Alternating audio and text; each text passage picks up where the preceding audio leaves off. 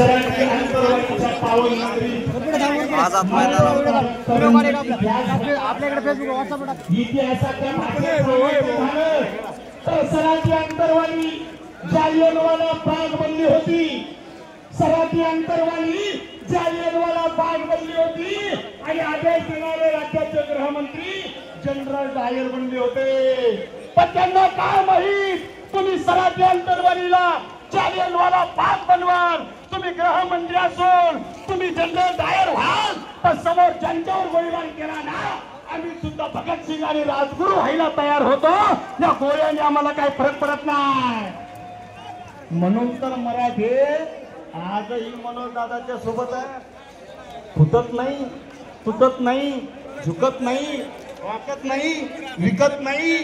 अरे मराठ्यांना तोडत नाही. आणि अशा पद्धतीनं मनोज दादाला प्रामाणिकपणे मराठा बांधव साथ देतात.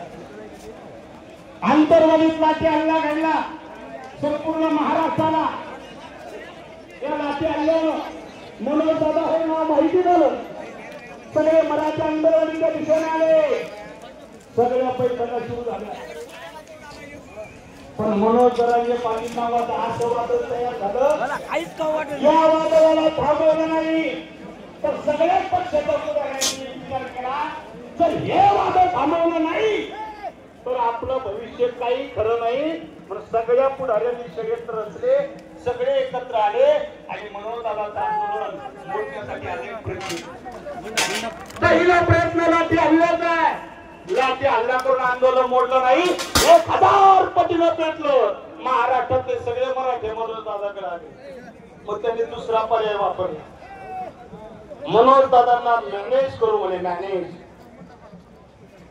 मनोज दादांना मॅनेज करण्याचा पर्याय वापरला.